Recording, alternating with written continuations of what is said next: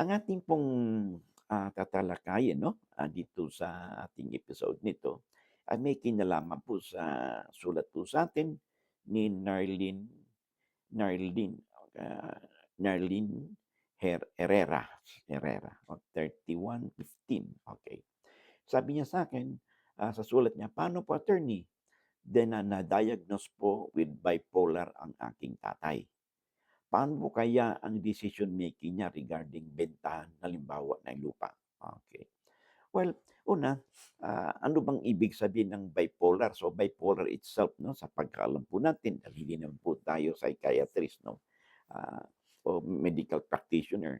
Bipolar itself is a your psychological or psychiatric condition that it does not necessarily mean 'no, sa pagkaalam lang natin na 'pag bipolar ang isang tao ay hindi na siya, um, meron na siyang mental incapacitated, magiging meron siyang mental incapacitated na siya, 'no, mentally incapacitated na and therefore wala siyang legal personality to act 'no. I-check niyo muna kasi meron naman kasi ding situation na kahit na sabihin natin ang isang tao halimbawa nagkaroon minsan ng dementia, okay? Or i-condition sa ating pag-iisip minsan 'no, na yung isang tao ay nawawala po sa kanilang wisyo 'no, and apektado po ay ang kanyang, capacity to act 'no. So, but meron namang din situation na may ayos naman po ang kanyang, pag-iisip, 'di ba? Ang tawag po nito ay lucid interval. Halimbawa, 'pag isang masasabi nating may mentally ill ang isang tao 'no, pero meron namang situation na ayos ang pag-iisip niya.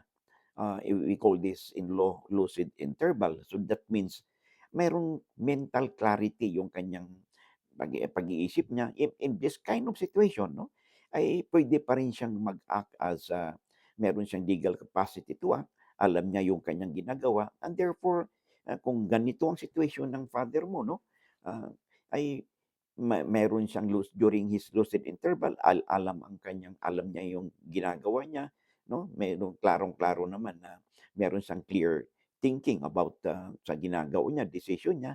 Well, pwede pa rin siyang mag-decide 'no, and, meron siyang tinatawag nating legal capacity to act. Hindi pa siya maituturing na, non compos mentis. Ang ibig sabihin ng non compos mentis is, wala na siyang legal capacity to act 'no. In this kind of situation 'no, kung ganito ang nangyari sa tatay mo, pinaka-the best niyan ay kumonsulta po kayo sa isang psychiatrist o medical practitioners natin 'no, na ng expert po diyan sa larangan na 'yan. Ipa-examine po ninyo. If the doctor 'no, medical practitioner, psychiatrist 'no, ay siya mismo ang mag-diagnose at doon sa kanyang professional, diagnosis niya ay talagang, mapapatunayan niya na ang isang tao, ang tatay mo ay talagang walang legal capacity to act. Meaning, hindi niya na hindi niya ma-appreciate 'no, wala siyang clear thinking 'no, wala siyang tinatawag nating, independent mind o discernment 'no, sa kanyang ginagawa. Ay 'pag ganitong situation, aba'y, ang mangyari niyan kasi buhay pa ang tatay ninyo, only na wala siyang perhaps capacity to act kasi he's not anymore, in his right mind 'no, ah, ang oo, discerning mind. Ang pinaka-the best po niyan, alinman po sa inyong mga anak ay maaaring mag-file po ng petition sa korte 'no, for the declaration of, non-compos mentis ng inyong tatay at magkaroon ng at hingiin niyo sa korte na magkaroon ng appointment ng legal guardian ng inyong tatay to act for and on his behalf, as regards the administration of the property, including 'no, the disposal of the property, okay? So ito'y gagawin niyo, hilingin niyo sa korte 'no, kung makitaan ng merit ang inyong petition sa korte, then ang korte po ay maaaring i-declare ang inyong tatay as non-compos mentis at wala siyang legal capacity to act 'no, and then i-appoint ang sinuman sa inyo 'no, o nung ang maaaring ma-consider ng korte as legal guardian 'no, ng inyong tatay, in order na with respect to the sale or disposal of his property, okay?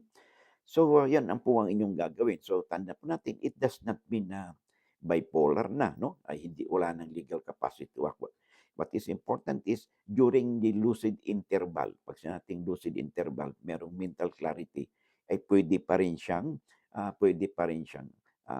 magdesisyon, 'no, na may legal effect po ito, 'no, sa lalo na sa pag-disposal ng kanyang property. So, bipolar per se sa paggamit po natin, it's not a ground for declaring a person na mentally incapacitated. Okay? So, pinaka-the best niyan ay kumonsulta po kayo sa isang medical expert, no? At ipa-diagnose ninyo tatay ninyo if indeed mapatunayan na hindi lang bipolar ang kanyang issue, kundi meron din siyang issue sa kanyang wastong pag-isip, then that means wala siyang legal capacity to act. Okay? And mentally, ma-declare siya na non-compos mentis. Okay? So, maraming salamat. Okay? So, I hope na bigyan natin ng katugunan ang katanungan na sa atin ni Narlene Herrera. Alright? So, o baka tayo magpatuloy, ay pwede po bang pakiram po ng inyong oras, no? Meron po tayong pinopromote na libro, no? Ng inyong lingkod. Highly recommended po, no? Kahit hindi po kayo lawyer, ito pong legal handbook, no? A daily companion for all, no? Ito pong librong ito, no? They contain the extracts, no, of the different laws that affects our person, no? Kahit regardless of our financial or economic status sa buhay po natin, no? Ay ang mga batas po nito ay applicable po sa lahat, okay? At karamihan po ng ating napag-usapan dito sa ating channel, no, ay nandiyan po, no, dito sa legal handbook nito. Ang batas nito ang librong ito contains the extracts of the laws pertaining to our person, no, may family sa ating family rights, family relations, pagdating sa marriage, pagdating sa anak natin, pagdating sa property relation ng mag-asawa, hiwalayan, no, divorce issue, at tapos yung nagkaroon ng trabaho, na tanggal sa trabaho, okay, anong gagawin ng isang employer o employee, okay, at issue about pagpatitulo ng lupa, issue on easement, right of way, no, nandito po, no, malaking bagay kung meron po kayo ng kopya ng mga librong ito. Okay, maraming salamat. Okay, another book is ito pong ating handbook on our Bill of Rights. No? Ito po'y, nandito po yung basic na karapatan po natin, no? Kung sa ilalim nating saligang batas, pag ang ating pong estado ay nag-exercise po sila na ating tinatawag na inherent powers of the state, tulad ng the police power, no? The power of eminent domain, na kung saan ang ating private properties could be subject to expropriation, no? Subject to just compensation and for public use and purpose. But there are also situations na yung ating pong properties, no, may not be entitled to just compensation. Of course, pag ating pong gobyerno mag-exercise po sila ng the power of yung taxation, no? Pag nag-exercise po sila sa mga nasabi nating powers, more or less po apektado po yung ating tinatawag nating property rights, ang ating karapatan, no? So it's important na magkaroon kayo kahit paano ng kaalaman o impormasyon tungkol sa mga usaping ito.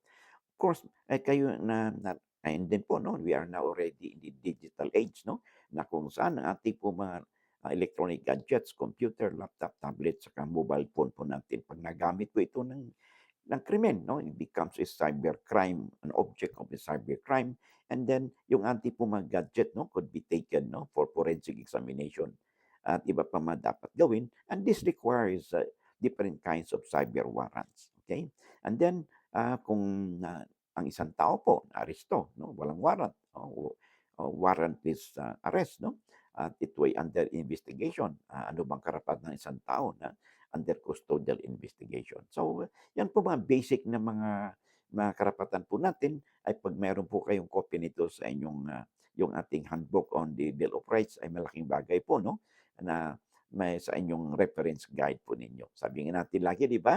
Lamang na ang may alam sa batas. And then ibang libro po natin, yung labor laws, no? Compendium.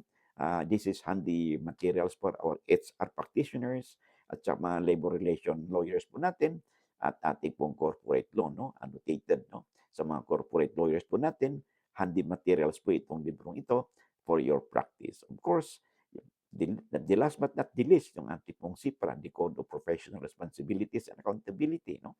Ito po ay Bible po ng mga lawyers, panyari-panyaras. Pag wala pa kayong copy nito, be sure to have one, okay?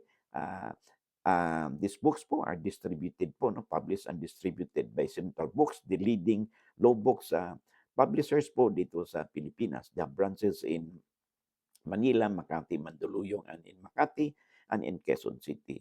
There are branches also in Cebu, as also in Davao. Okay? So maraming salamat sa inyong oras, no? And I hope you can have copy of these books. No? Free delivery po nationwide, no? And mga hardbound books po ito. Maraming salamat. Okay. So, okay, bago tayo magpatuloy, no? Thank you very much, no, sa mga taga-subaybay po natin, and I would like to express my appreciation, no, sa mga supporters po natin, mga followers po natin, mga likers po natin, okay? And of course, gano'n na rin, no, sa ating mga walang sawang taga-subaybay, no, na sabi lagi sa atin ay no escaping of ads daw sila. Maraming salamat. Okay? Alam po ninyo kung saan mo kayo naroroon. Okay? Maraming salamat. Okay? So, bye for now, and I hope to see you again in the next video po natin. God bless.